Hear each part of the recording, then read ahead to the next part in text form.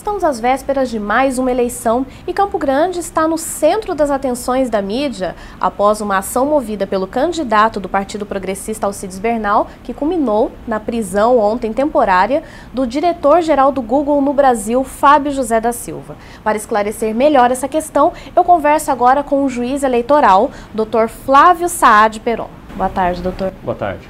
Doutor, explica um pouco por que dessa situação, por que essa ação movida pelo candidato resultou na detenção do diretor do Google? Certo. Havia um vídeo no YouTube, postado por uma pessoa que a gente não conhece, não sabe quem é, né? Não identificado, que reproduzia um panfleto apócrifo que foi lançado contra o candidato Alcides Bernal em Campo Grande. Inclusive, já a busca e apreensão desse panfleto já tinha sido determinada, já tinha sido efetuada. Nesse panfleto e nesse vídeo que reproduz o panfleto, são feitas várias acusações contra o candidato. Acusações de fatos que a montagem do vídeo e a sua produção levam a crer, falsamente, que a justiça considerou verdadeiros esses fatos, chancelou esses fatos. E, na verdade, não aconteceu. Eles transcrevem peças de um processo de investigação de paternidade movido contra o Alcides Bernal no ano de 1999 e eles pinçam trechos de petições da parte contrária, imputando alguns fatos, inclusive criminosos, ao Alcides Bernal, e como se isso fosse uma verdade, como se isso tivesse sido reconhecido pelo Poder Judiciário como verdade. E não foi. Isso foi simplesmente alegado pela parte contrária no processo. Mas a forma como o vídeo foi produzido parecia que era verdade. Certo. Então, além do crime, da acusação falsa, havia também de certo modo, algo que colocava contra a justiça, então. Porque, desse modo, o vídeo apresentava falsos resultados da justiça. Seria isso? Aparentemente, do jeito que ele foi feito, ele levava a pessoa que vê o vídeo, né, o espectador, a entender falsamente que a justiça havia decidido que o Alcides Bernal teria coagido a mãe da criança a fazer aborto quando ele descobriu que ela estava grávida. Leva a crer que a justiça o teria condenado por agredir essa criança. Entre outras injúrias. Agora vamos esclarecer essa questão do Google. Por que resultou então na prisão do diretor do Google no Brasil?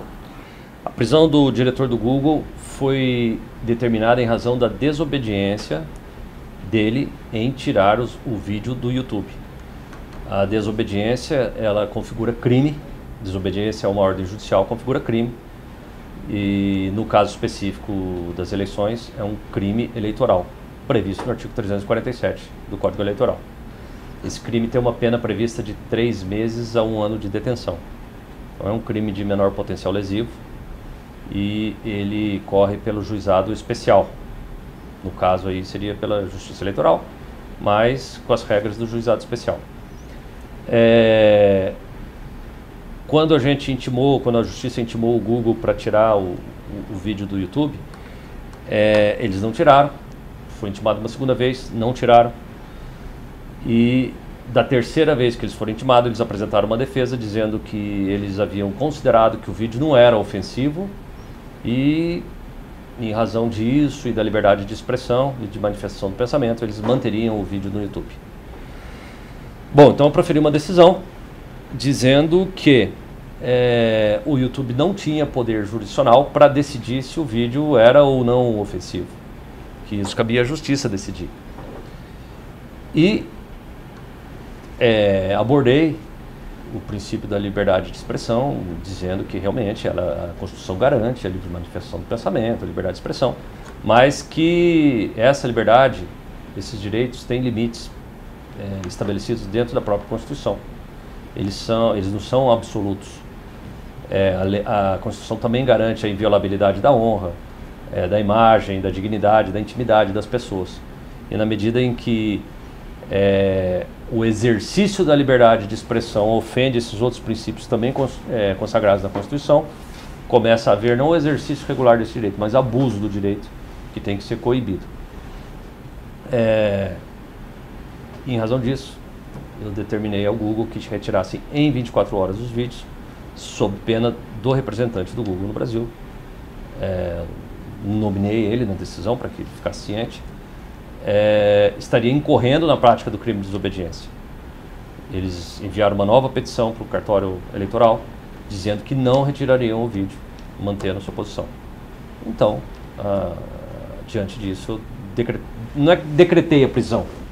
Eu fiz uma decisão declarando, reconhecendo que o representante da Google, o senhor Fábio, havia incorrido no crime de desobediência e estava em flagrante delito pela prática do crime de desobediência, desde o momento em que ele se negou a cumprir o vídeo e que esse flagrante se protraía no tempo, porque se trata de um crime permanente, então que ele poderia ser preso em flagrante a qualquer momento. Em razão disso, determinei a expedição de um mandado para que ele fosse preso em flagrante, conduzido à Polícia Federal, que fosse lavrado o termo circunstanciado de ocorrência, dos termos da lei do Juizado Especial de Pequenos Casos, e que em seguida ele fosse liberado. E foi isso que foi feito. Certo. E o conteúdo foi retirado ou ainda não? O que a gente pôde observar é o seguinte: o conteúdo foi retirado da URL em que ele estava, no YouTube, porém, ele já foi replicado e já está em outras 3 URLs. O candidato pediu que seja retirado de novo dessas novas URLs e eu preciso apreciar esse pedido. Certo. Agora, no caso, a pessoa que colocou ainda não chegou a esse usuário, a pessoa que inseriu esse vídeo, mas caso seja descoberta a investigação, chega até essa pessoa, que tipo de punição ela pode receber? Ela pode ser condenada pela prática do crime de calúnia, injúria e difamação eleitoral, previsto no Código Eleitoral. Certo. Até para esclarecer, durante o período eleitoral, durante as campanhas, são comuns, podemos dizer assim, troca de acusações, materiais que denigram a imagem de outros candidatos. Até que ponto é permitido isso dentro de uma eleição ou onde começa a se tornar um crime? A crítica, ainda que ácida, ainda que dura, que ríspida, ela tem que ser admitida. Quem exerce um cargo administrativo ou no legislativo, ou mesmo no judiciário, eu estou sendo alvo de críticas por conta dessa decisão, tem que se submeter à crítica. Então, o limite é ultrapassado no momento em que a manifestação deixa de ser uma crítica ao trabalho da pessoa e passa a ofender a dignidade, a intimidade dessa pessoa, como no caso aí específico em que haviam acusações de que o candidato tinha coagido uma mulher a praticar aborto porque não queria reconhecer o filho, que teria chegado alcoolizado e agredido a criança, ou que teria preconceito contra os mais pobres que moram na periferia de Campo Grande porque ele se ofereceu a tomar a guarda da criança para a criança morar com ele. No momento que você começa a ofender a intimidade, a dignidade, o decoro de um candidato, você está incorrendo na prática do crime e responde criminalmente por isso, além das irregularidades, das penalidades administrativas previstas na lei das eleições. Caso semelhante já aconteceu anteriormente na Justiça Eleitoral aqui de Mato Grosso do Sul ou trata-se de um caso inédito? Eu não tenho conhecimento. Eu assumi a Justiça Eleitoral em maio, a 35ª Zona Eleitoral de Campo Grande. Eu atuei no interior como juiz eleitoral, nunca tinha tido nada assim. A internet é um mecanismo novo, né? Uma mídia nova. E agora, talvez por isso nunca tenha acontecido antes. O que é preciso ficar bem claro é que a internet não é um território livre para a prática de crimes. Muitos crimes podem ser praticados através da internet. Estelionato, pornografia infantil, por exemplo, apologia ao crime, e a justiça tem que coibir isso.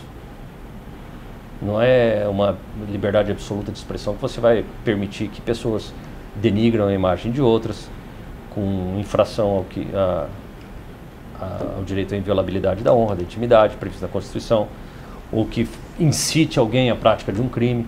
A internet é um instrumento muito poderoso. Várias dessas brigas de torcidas que há em São Paulo, entre a torcida do Corinthians e do Palmeiras, já foi constatado que foram combinadas o encontro para que houvesse uma guerra mesmo através da internet. Então, quer dizer, isso é uma liberdade de expressão? No meu entendimento, não é. Extrapola. Não é o exercício regular da liberdade de expressão. É o abuso. É a utilização da internet, que é um meio absolutamente poderoso para o mal, né? Em vez de ser para transmissão de conhecimento, de paz e de harmonia, é para o mal.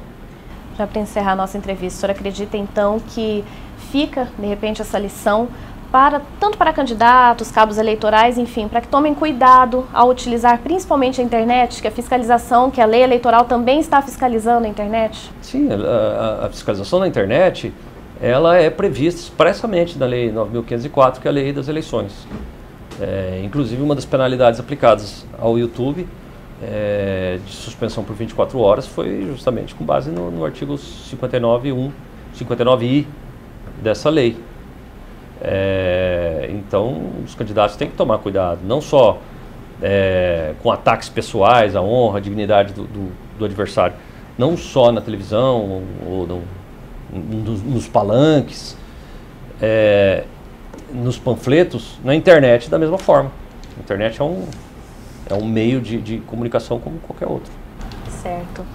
Acabei de conversar com o juiz Flávio Saad Peron, que nos esclareceu questões relacionadas à justiça eleitoral e também sobre esse polêmico caso que envolveu o candidato a prefeito de Campo Grande, Alcides Bernal, e o presidente do Google no Brasil, Fábio José da Silva. Muito obrigada pela sua entrevista, pelos seus esclarecimentos mais uma vez. Obrigado. Obrigada, boa tarde.